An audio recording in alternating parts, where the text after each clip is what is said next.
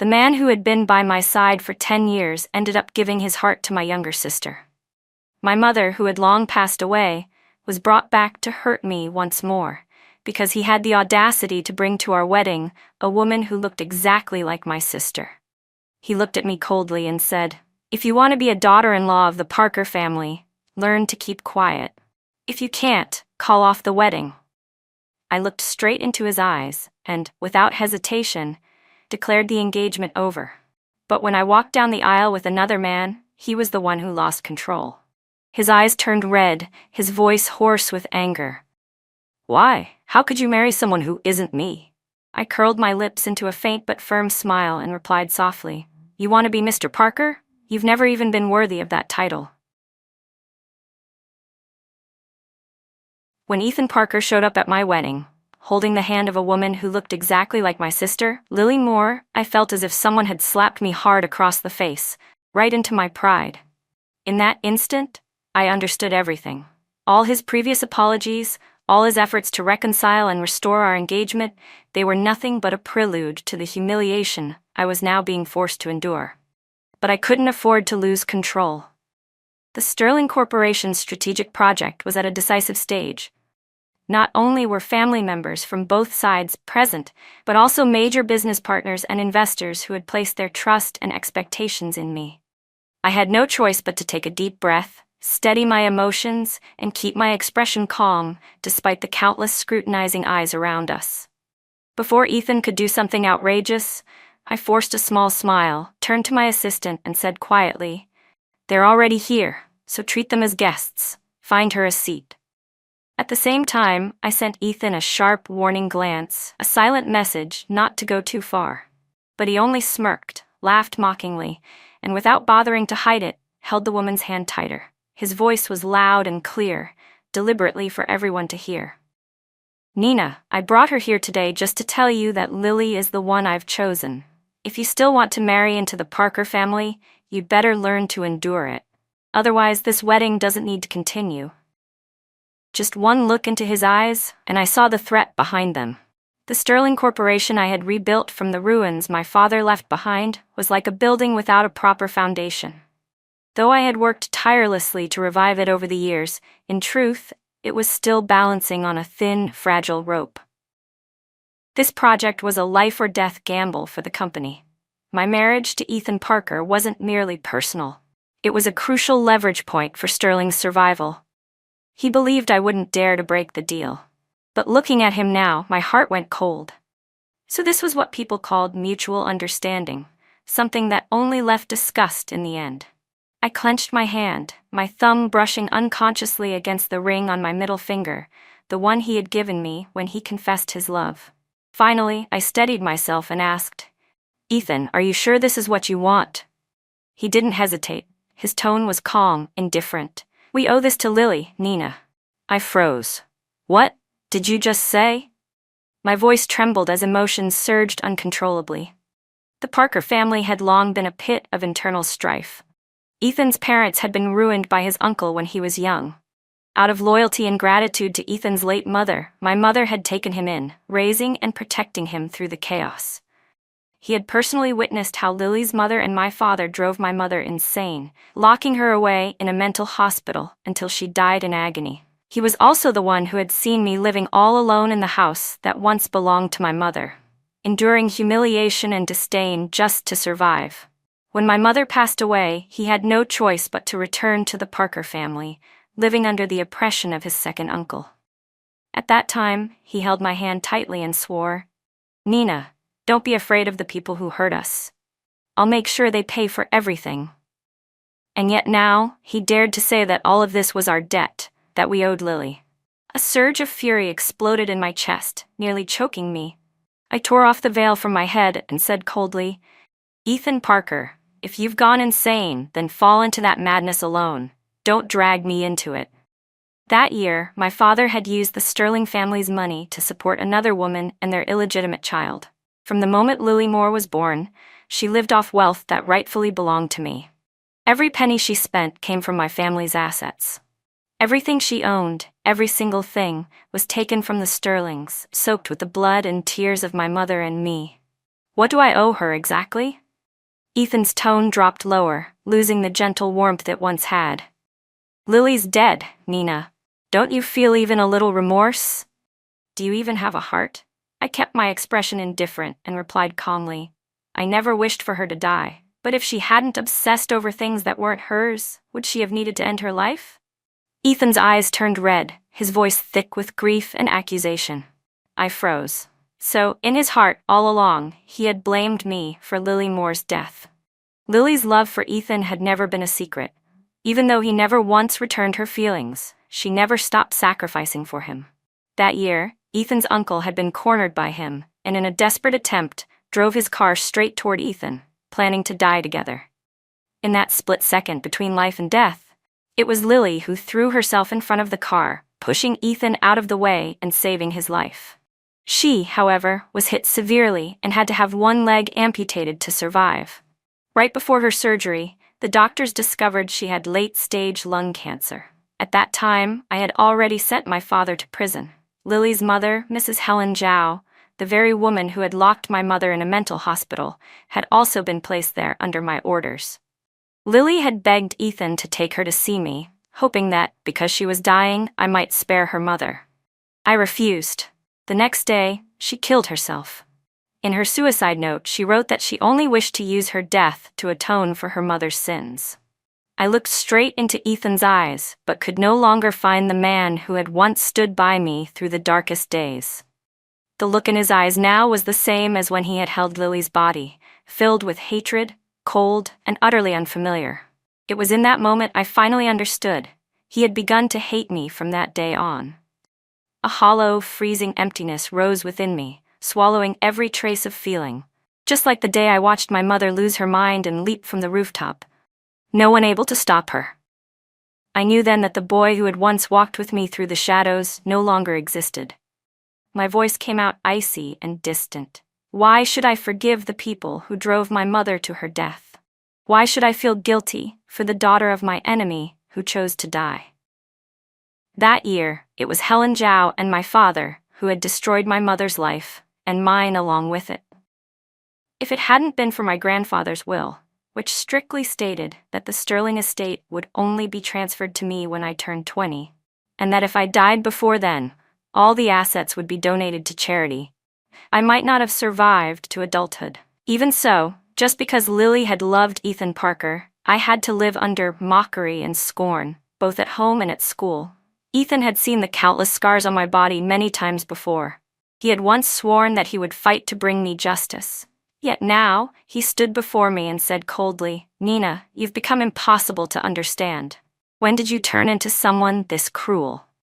I let out a faint laugh, took off the ring I had worn for 10 years, and placed it on the table in front of him. "In that case, Ethan, let's end it here." He froze, as if he couldn't believe I was truly cutting things off. But his expression quickly hardened, his tone lowering with a hint of warning. "You should think carefully. If you walk out of here today, the relationship between the Parker family and the Sterling family will be over too." I stopped and turned back, his face relaxed slightly. "As long as you can accept Lily," he said, "I promise the alliance between our families will remain intact." "Ethan Parker," I cut him off firmly, my voice steady. "I don't think you've ever really understood me. I watched my mother endure humiliation after humiliation in the name of love, only to be repaid with betrayal after betrayal by my father. That's when I learned endless forgiveness never earns kindness, it only invites more cruelty. And I will never let myself fall into that same trap." The moment I left the hotel, I went straight back to the company without stopping anywhere else. At a time like this, there was no room for personal emotions. I barely allowed myself a second to think. As soon as I stepped into my office, I instructed my assistant to contact the communications department and all executive members to arrange an emergency meeting. My sudden withdrawal from the wedding was, in effect, a silent declaration of the collapse of the alliance between our two families. In such circumstances, I needed to act fast, to contain the brewing public relations crisis, and to maintain investor confidence amid the inevitable upheaval. Still wearing my untouched wedding gown, I sat in my office under the white glow of the desk lamp. The light spilled across the hem of my dress. My body was exhausted, but my mind was sharper than ever. Ethan Parker, the most sought-after heir in the business world, was always a name the media loved to chase. What had happened at the wedding today would never stay a secret. I could already imagine the sensational headlines flooding social media by morning. Instead of sitting back and letting public outrage explode, I decided to take control, to turn the chaos into an advantage and redirect the attention towards Sterling Corporation. Still in my wedding dress, I spent the entire night meeting with the company's senior executives, formulating a precise communication strategy. Before dawn even broke, I summoned the PR and image consulting teams to prepare for my public appearance. Every detail had to be perfect, leaving no room for mistakes. By the next morning, news of the canceled wedding and the rumored fallout between Ethan Parker and me had taken over the top trending searches. The Parker Group tried to suppress the story by releasing gossip about two of their signed celebrities, hoping to divert attention. But with Ethan's prominence and the public's endless fascination with high society scandals, nothing could cool the fire. Just as speculation about the reason for the breakup was reaching its peak, a series of intimate photos of Ethan and Lily, his stand-in for Emily Chen over the past year, began spreading across the internet. Those photos had been prepared and released by my team at the perfect moment. At the same time, new rumors emerged claiming that I, heartbroken and defeated, had left the country. Old stories began to resurface. The story of my turbulent relationship with Ethan Parker resurfaced at the perfect time. People began speculating that the love we once believed could save us both had ultimately been defeated by time. In that climate, the Parker Group had no choice but to release an official statement, declaring that both sides had amicably parted ways. But the public wasn't convinced. If the relationship had been genuine, why would we have waited until our wedding day to break up? Sitting in the VIP lounge at the airport, I took a slow sip of coffee, glanced at my phone screen, and calmly hit the like button on a few sarcastic comments about that announcement. A few minutes later, my team released a short video, footage capturing the heated argument between Ethan and me during the wedding ceremony. The internet exploded. Soon the story of how my mother had been driven to mental collapse by my biological father and Emily Chen's mother, Helen Zhao, resurfaced as well. Outrage flooded the comments. "Oh my God, watching this makes me want to punch a wall," one user wrote. If my mother had been killed and everything that belonged to me was stolen by some illegitimate child, I'd make sure no one in that family ever knew peace again. Others began digging up old photos of Emily flaunting her expensive jewelry and comparing them to pictures of me in my teenage years, wearing a faded school uniform with secondhand shoes. "Someone like her dares to ask Nina to forgive her. Where's her conscience?" another wrote.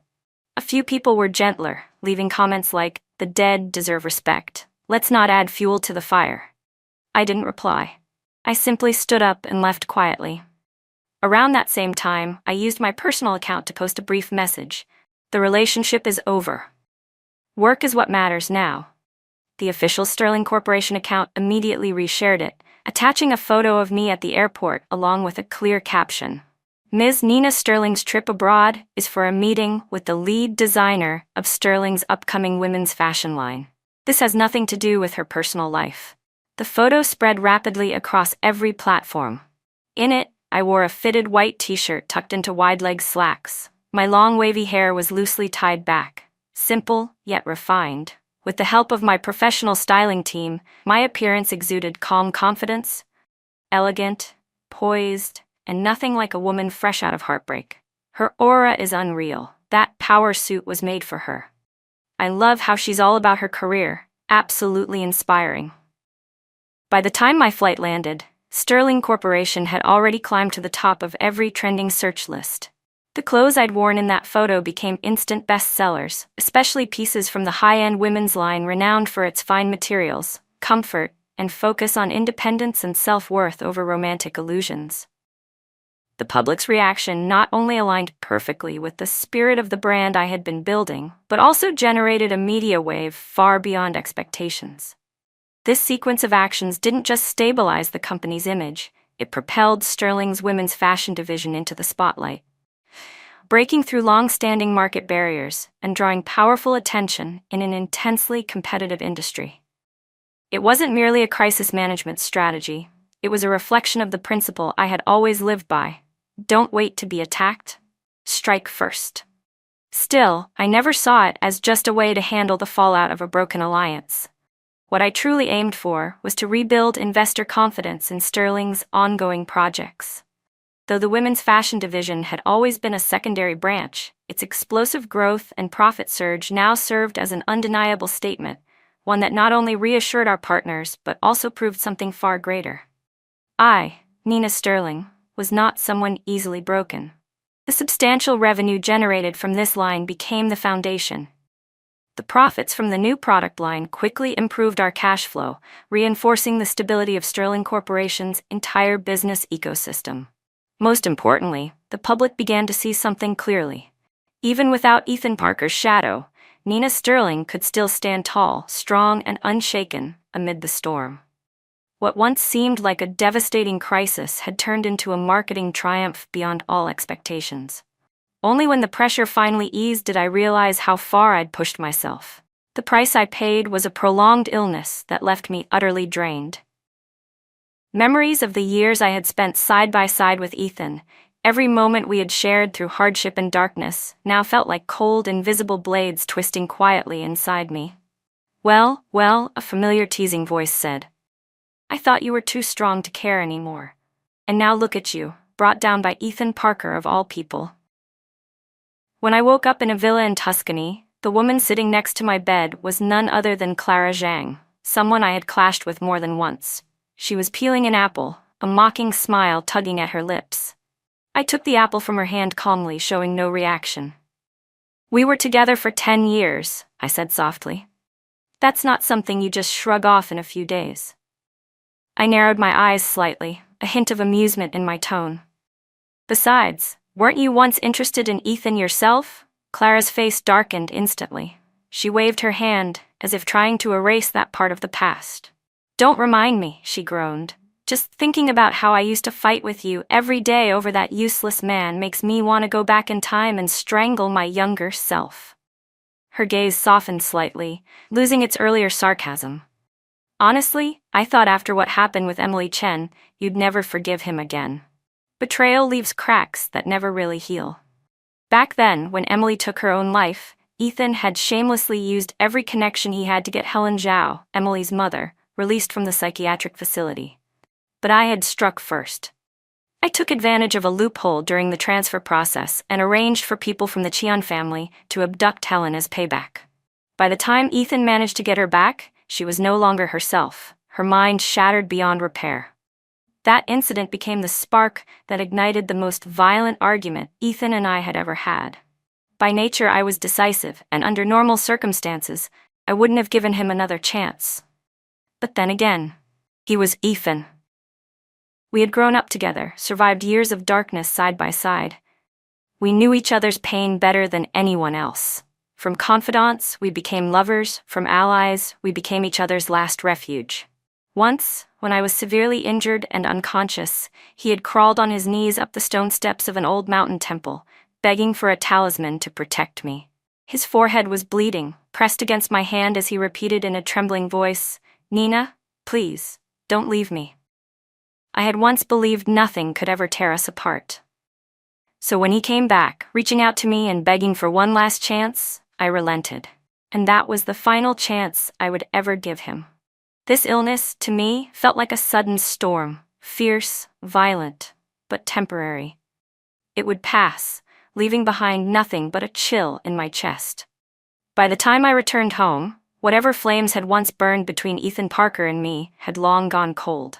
Though Sterling's new project was gaining momentum and the women's fashion line continued to generate strong revenue, the financial pressure was mounting.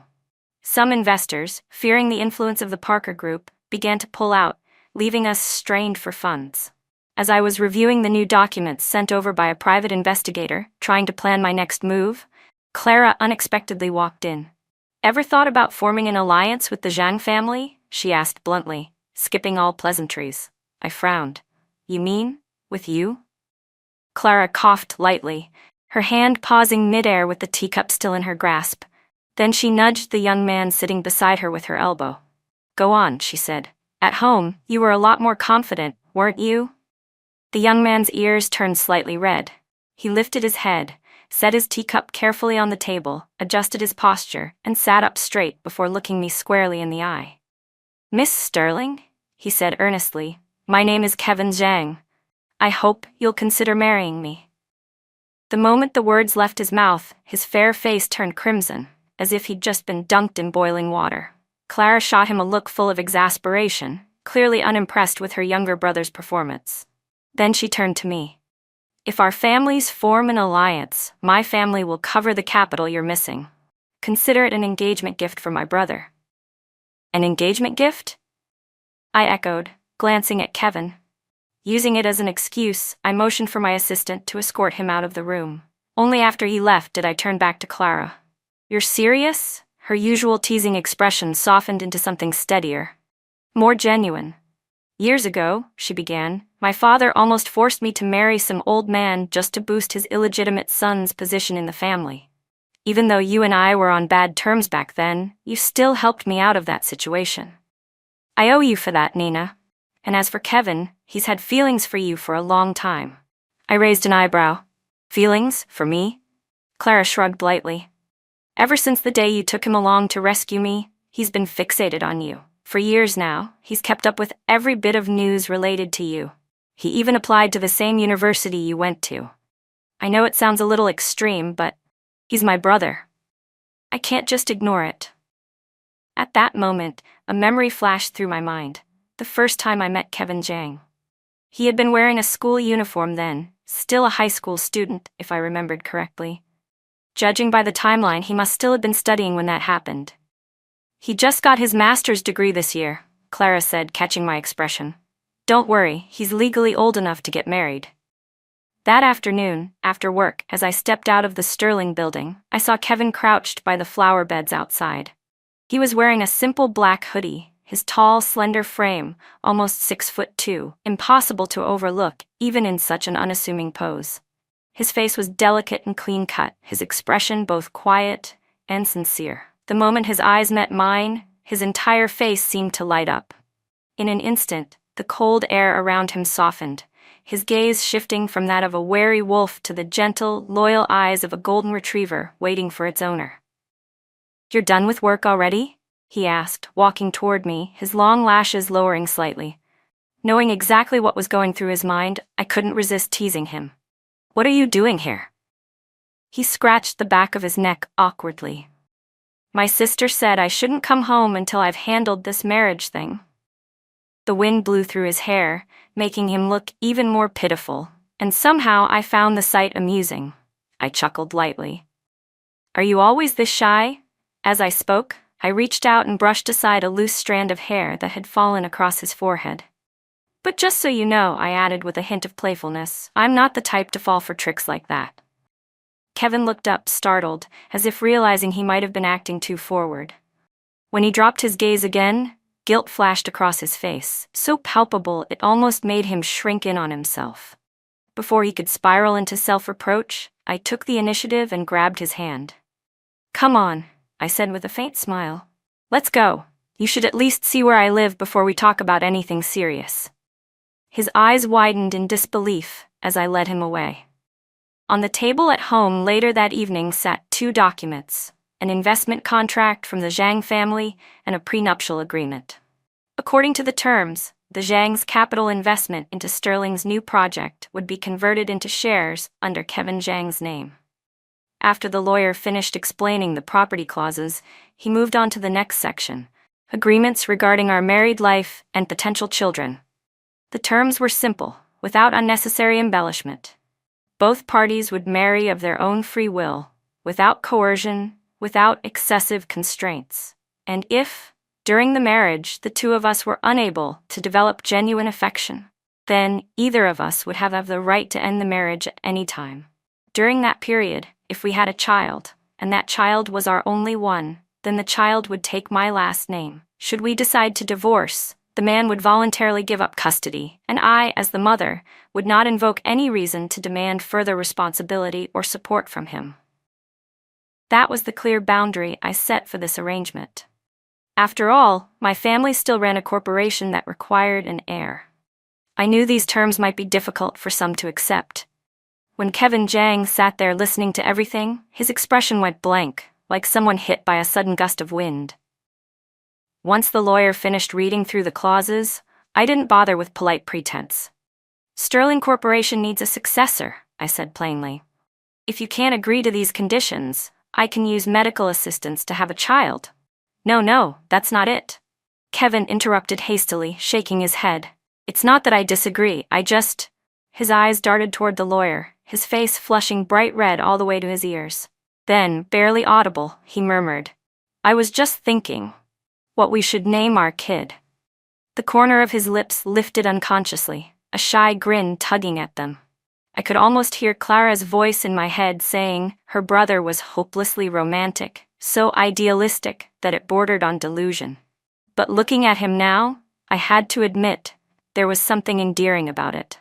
Once all the documents and agreements were signed, that evening, Clara Zhang appeared in an interview, publicly announcing the alliance between the Sterling and Zhang families and the expansion of their business cooperation. The good news was that both Sterling's and Zhang Group's stock prices immediately surged.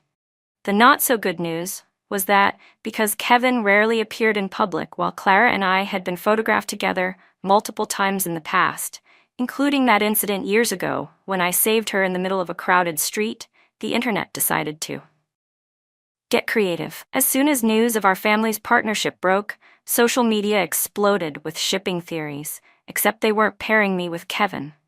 They were shipping me with Clara. I didn't think much of it until my assistant nervously informed me that a couple edit video featuring me and Kevin had just skyrocketed to the top of the trending chart.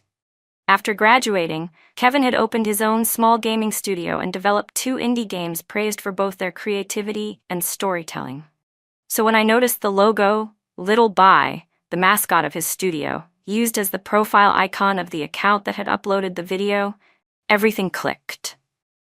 No wonder he'd been glued to his laptop for the past 2 days without saying a word.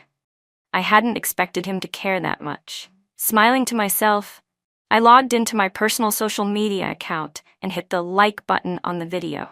Seconds later, a notification popped up. "Little Bai Studio has followed you." I lowered my head and chuckled quietly. My assistant, standing nearby, looked utterly confused, but I didn't explain. Instead, I stood up calmly and walked into the conference room. The meeting dragged on until late evening. By the time I wrapped up and returned home, it was nearly 10 o'clock at night. The moment I opened the door, the sight before me made me pause. Ethan Parker and Kevin Jiang were sitting opposite each other on the sofa, their gazes locked like 2 predators ready to strike. The air between them was thick with tension. As soon as they noticed me, both men stood up at once. "Nina," they said simultaneously. Their voices overlapped, and the awkward silence that followed was almost comical. They both froze, eyeing each other warily before turning their gazes back toward me, each with the same wounded, possessive expression. Keeping my face composed, I stepped forward until I stood right in front of Kevin. I wasn't sure what he was imagining, but his eyes suddenly filled with something tender and almost heartbreaking. Meanwhile, Ethan's expression carried an unmistakable hint of smug satisfaction. I frowned and spoke in a firm tone. "Kevin Jiang, why did you let a stranger into the house without permission?" At that, Kevin blinked, momentarily stunned. Kevin's eyes lit up suddenly. Trying to hold back a smile, he tugged gently on my sleeve and hurried to explain, "It wasn't me who let him in. He opened the door himself." That was when I remembered Ethan Parker still had a spare key to my house. I lifted my gaze toward him, my expression cold and composed, then turned to Kevin. "Next time something like this happens, call the police immediately. I don't like strangers walking in and out of my home." Ethan's face darkened instantly. "Nina Sterling," he hissed through gritted teeth. Kevin immediately stepped forward, placing himself in front of me as if afraid Ethan might hurt me. I didn't back down. My eyes locked on Ethan's, my voice steady and firm. "Ethan, this place isn't yours. Don't ever come here again." His eyes flicked over me, then landed on Kevin. His fists clenched, then slowly loosened as he exhaled sharply. Fine. Very good, Nina, he spat before turning away, his steps heavy with suppressed fury. I watched him walk off, his shoulders stiff, his anger barely contained. Letting out a quiet sigh, I turned to Kevin. Tomorrow, make sure to call someone to change the locks. Kevin nodded obediently, then gazed at me for a long moment as if debating something. Before I could react, he suddenly wrapped his arms tightly around me, holding on as though he was afraid I might disappear. I, Kevin Zhang, swear, he murmured with quiet determination, that I will never betray you, Nina. I stood still, not saying a word. Then, almost by instinct, I raised my arms and gently returned the embrace, not too tightly, but enough for him to know I didn't reject it. I had to admit, the energy of youth was something else entirely. Normally, I struggled to sleep, but that night I drifted off almost instantly, sleeping straight through until noon, no dreams, no waking up midway. It was Saturday. I took my time eating breakfast, which Kevin had prepared early that morning, before driving him back to his game studio. On the way home, out of habit, I stopped by my usual flower shop, picked out a simple bouquet, and drove straight to the cemetery to visit my mother. But what I didn't expect was to see Ethan Parker standing there in front of her grave. Ever since Emily Chen's death, he hadn't shown up here once. I approached slowly, the fresh flowers still in my hand. Our eyes met briefly across a few rows of gravestones, neither of us speaking. I said nothing, and walked straight past him, kneeling down to place my bouquet before my mother's headstone, just as I always did. Nina, he finally said, his voice hesitant, as if searching for the right words.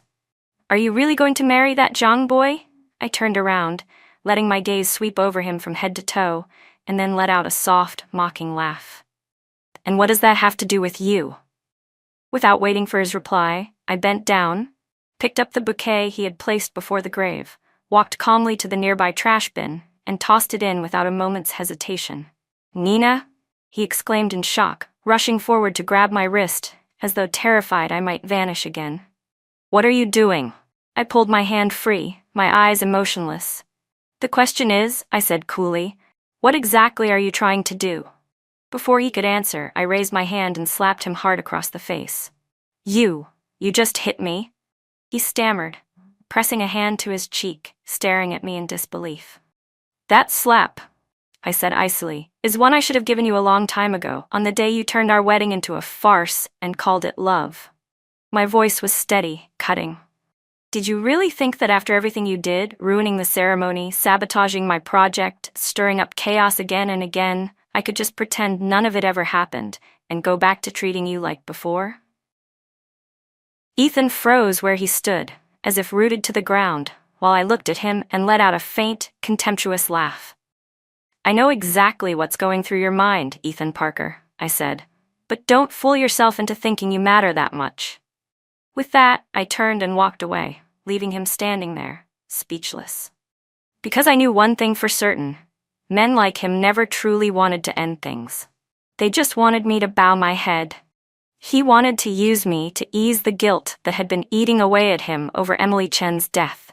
He knew me well enough to understand that I wasn't someone who trusted easily, that I had grown up with a deep-rooted skepticism toward relationships. Other than him, the boy I'd grown up beside, there had hardly been anyone who could make me let down my guard. But what he never understood was that I had never considered love to be essential. And I would never again allow anyone, even him, to use the word love as an excuse to hurt me. My wedding to Kevin Zhang was a grand affair, so extravagant it practically threw the entire city into chaos. Maybe out of solidarity or just to make a statement, Clara Zhang spared no expense, buying out every major advertising space in the city to broadcast congratulations for our marriage.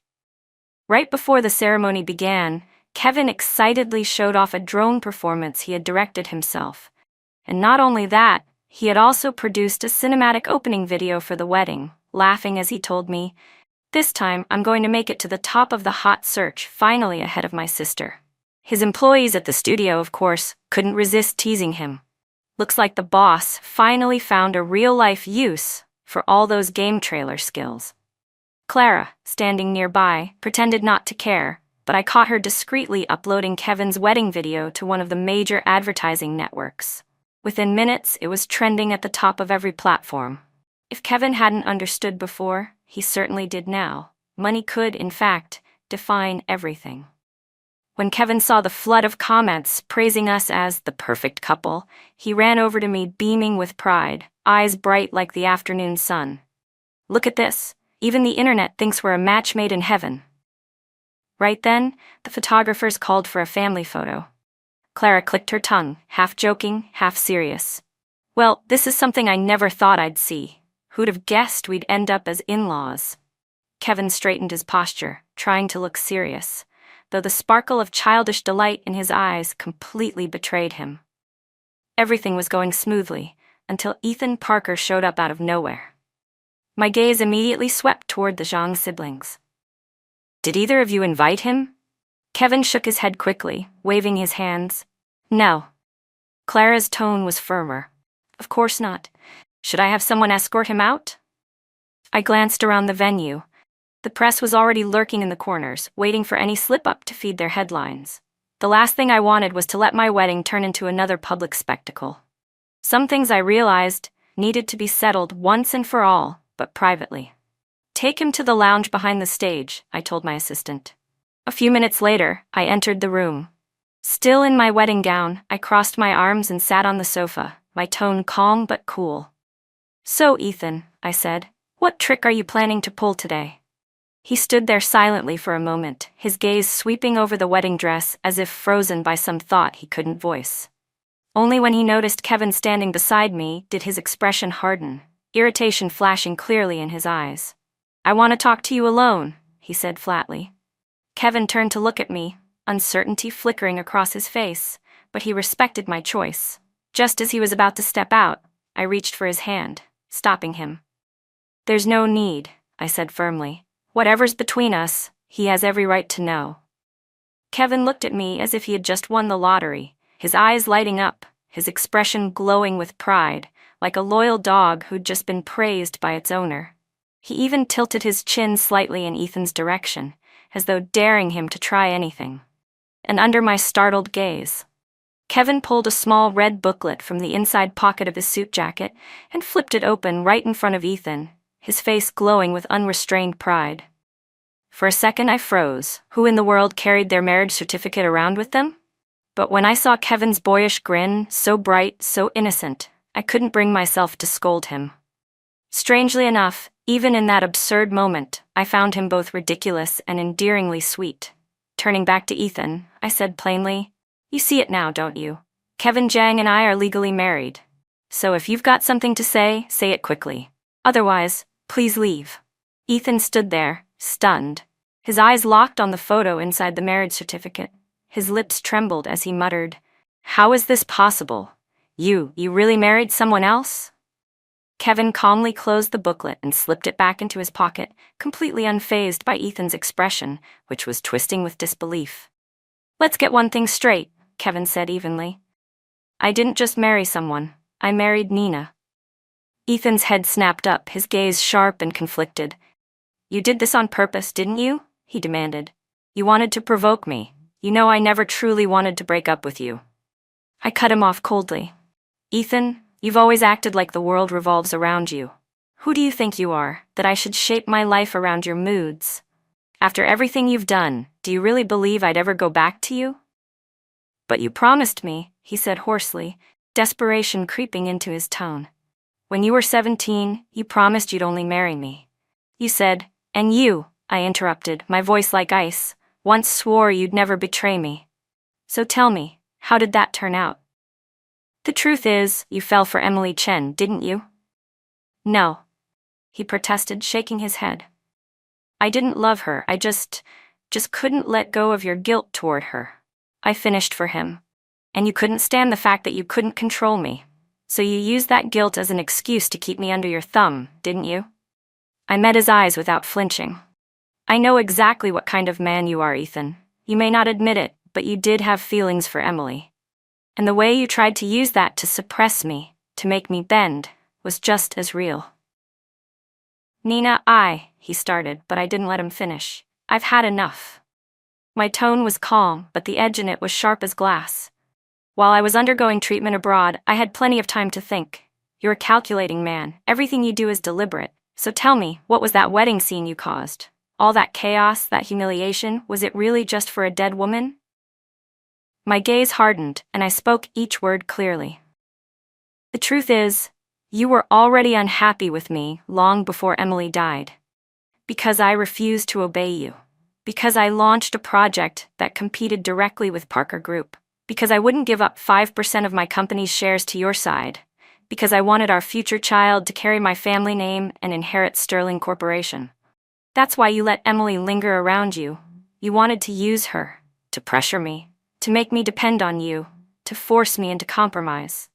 Isn't that right? That's not true, Ethan said quickly, his voice rising defensively. But I didn't give him the chance to say more. I nodded to my assistant, who stepped forward and placed a thick folder of documents on the table between us. While I was recovering in Tuscany, I hadn't spent my days wallowing in pain or nostalgia. I had been quietly, ruthlessly working. I knew Ethan Parker wasn't a man easily swayed by emotion. He wasn't the type to let feelings cloud his judgment. And precisely because I understood that about him, I had spared no expense hiring the best private investigation team money could buy to dig deep into every link between him and Emily Chen. After months of careful investigation, the truth came to light. From the very moment my father was arrested and I was forced to take over Sterling Corporation, Ethan had already re-established contact with Emily Chen. I'll admit, my father's moral compass had long since collapsed, but he had still been the one who controlled Sterling for many years. My father still held significant assets. Even after his downfall, he remained a figure that the business world treaded carefully around. And as his legal heir, Emily Chen followed Ethan Parker's every instruction without question. She had been his pawn, a piece he had strategically placed inside Sterling Corporation long before, intending to use her as leverage against me when the time was right. What he didn't anticipate was that Emily would truly fall for him, or that she would actually become terminally ill. So whether it was a twinge of personal guilt or a calculated attempt to tighten his grip on me, Ethan later arranged for Emily's mother, Helen Zhao, who was also one of my father's legal heirs, to be quietly released from the care facility. But what he didn't expect was that I wouldn't sit still and let him manipulate the game any further. I acted swiftly, using the Qian family's influence to take Helen Zhao out of play entirely. As for Lily Moore, the woman Ethan had pushed into Emily's former role in his carefully crafted emotional narrative, she was, in truth, another illegitimate child of my father. A bitter laugh escaped me as I pulled a stack of photos from my folder and tossed them on the table. They showed Ethan visiting my father in prison, hiring men to conduct a secret DNA test between Lily and my father, and later trying to convince him to transfer part of his shares to her. After that, I said coldly, you staged an elaborate spectacle at our wedding, just to publicly announce Lily's existence. Your plan was simple but effective. You knew I wouldn't risk making a scene that could jeopardize Sterling's new project. You expected me to swallow my pride, stay composed for the sake of our investors and partners, and in doing so, lose credibility in front of the entire board. You wanted to parade Lily in front of everyone to make sure the world saw who stood behind her, the Parker Group. And then, after the wedding, you intended to submit the share transfer documents, allowing her to officially join Sterling's board of directors.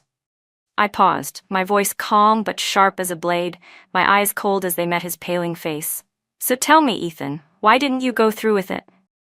He stiffened, realization dawning too late. You hid Lily, he said slowly. I didn't deny it. The truth was obvious. Lily might have been my father's illegitimate daughter, but she was the result of a fleeting affair, someone he never truly cared for. She and her mother had no affection left for him. Had it not been for the desperate need to pay for her mother's medical treatment, Lily would never have agreed to take part in Ethan's scheme. But she wasn't foolish. She knew her limits. She wasn't built for power games or corporate warfare. All she wanted was a quiet life, a simple, peaceful existence with her mother, far away from all the manipulation and deceit. So when I offered her a deal, access to the best doctors, the finest medical treatment, and lifelong financial security abroad. She didn't hesitate. In exchange, she signed over every share my father had given her to me. I calmly took 2 documents from my folder, duplicates of the finalized transfer agreements, and placed them on the table, sliding them toward Ethan. His eyes scanned the first one, the agreement signed by Lily. Though his face tightened, he managed to keep his composure. But when his gaze moved to the second document, the shock was unmistakable. "Nina," he breathed, his voice barely more than a whisper. You transferred all your shares to Parker Group's vice president, Ryan Parker?" I met his stunned eyes without blinking. "Ethan, after all these years, I'd think you'd know me well enough by now. You should know better than anyone, Ethan. Sterling Corporation isn't a place where you can play your games." Even Kevin, standing beside me, stiffened at my words. Back then, to help Ethan Parker gain a firm foothold within Parker Group, I hadn't hesitated to mortgage the Sterling shares I owned, along with the Rose Manor that my grandmother had left me, all just to secure an additional 5% of Parker Group's stock for him. For years, during every shareholders' meeting, I had stood firmly on his side without a single moment of hesitation. Even when our relationship fell into silence and cold distance, I never once used my voting power against him. Everyone in the company naturally assumed that the voting rights from my 5% stake were effectively in his hands, and that was what allowed him to overpower his cousin, Ryan Parker, for so many years. Ryan, the son of Ethan's second uncle, controlled 24% of Parker Group's shares alongside his father. Ethan held 27%. But if my 5% were added to Ryan's side instead of his, the balance of power would immediately tip, and Ethan knew it. That's why he'd spent years trying to convince me to transfer my shares back to him, because deep down, he'd never truly trusted me. "Nina," he snapped, his voice trembling with rage, "what's the meaning of this? Have you completely lost your conscience?" He clenched the signed contract in his fist, his eyes burning red with a mix of fury and disbelief. "After everything we've been through, all these years, how could you be so cruel to me?" As his temper flared, Kevin instinctively stepped forward, positioning himself between us. That single movement was enough to set Ethan off even more. He lunged forward, shoving Kevin aside with force and raising his hand toward me. But his arm froze midair when his gaze fell on the back of my hand, where a faint but unmistakable scar ran across my skin. And before he could speak, I struck first. My palm connected sharply against his face, the sound echoing through the room like a whip. Ethan stood still, eyes wide, staring at the scar as if it had silenced him completely. His voice came out hoarse, almost breaking. "Nina?" I followed his gaze, then lifted my chin, my voice cold and steady. "Ethan Parker, don't act like I never suffered for you. I did. But you were the one who betrayed me first." I took a slow step closer, my tone low but cutting. "Back when your uncle had the Parker family under his thumb, you were cornered. Your life was hanging by a thread. I was the one who knelt before your enemies, who let them crush 2 of my fingers under their heel just to keep you alive." His body trembled, his voice thick with guilt. "Nina, I was wrong. I never should have let things get this far. I never loved Emily Chen, not truly. The only woman I've ever loved from beginning to end is you. I couldn't let go of her death. I only wanted you to be a little more obedient, to stop fighting me. I never wanted to lose you." "No, Ethan." I cut him off, my tone void of warmth. "The moment you shook hands with my father to corner me, you should have known this day would come. From that moment on, there was no turning back. And as for being the son-in-law of the Sterling family," I let out a faint, bitter laugh. "You were never worthy." Without another glance, I turned and walked out of the lounge with Kevin by my side. Over a year later, while I was abroad expanding Sterling's overseas operations, Clara John called me on a video call, her voice trembling with excitement. "Ever since you transferred that 5% to Ryan Parker," she said breathlessly, "he's been unstoppable. With that advantage, he started an all-out war against Ethan." "Ryan Parker really is his father's son," Clara Jang said over the video call, her voice taut with emotion. "He's just as ruthless. The moment he realized Ethan was buying back shares and rallying investors, he launched a full-blown counterattack. Word is, he even had Ethan kidnapped, forced him to sign a transfer of ownership." She paused for a moment, her tone softening before she added quietly, "It's a shame you weren't there this time.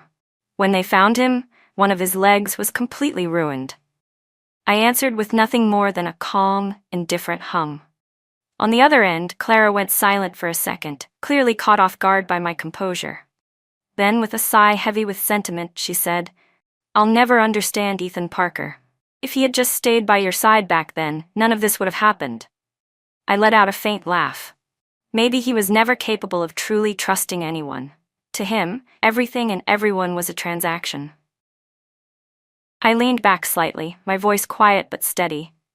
If I hadn't convinced Lily Moore to side with me when I did, even if I'd turned against him, his worst-case scenario would have just been to swap Sterling's shares from Lily's hands for the 5% I owned. Either way, his ultimate goal was always the same, to get those shares. And he would have found a way to do it, one way or another.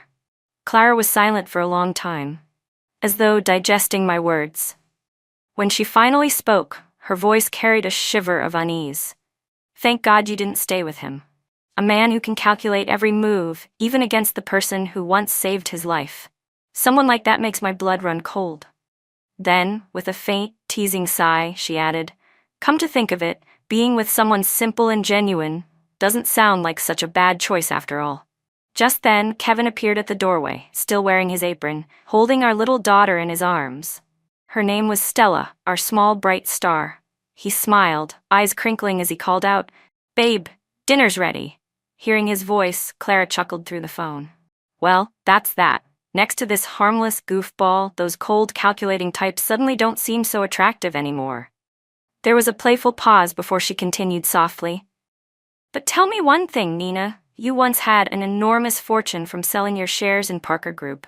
You had enough resources to build an empire on your own. So why did you choose to marry my brother?" I didn't answer right away. Instead, I smiled. Some questions didn't need explanations. I didn't want to dissect that fleeting moment years ago, whether it had been loneliness that made me waver, or a deliberate, strategic move on the chessboard of life. None of that mattered anymore. What mattered was that now, I knew exactly what I wanted, and I had the strength to walk the path I chose. I had learned to value love that came from sincerity, to return it in kind, and to take responsibility for every decision I made. I said a gentle goodbye to Clara, swiped away another unread message from Ethan Parker, and turned toward Kevin with a warm smile. "So," I asked, teasing lightly, "what's the special dish tonight, Chef Jang? Have you ever loved someone so much that you forgot you deserved better?" Love and Lies story. Top of form, bottom of form.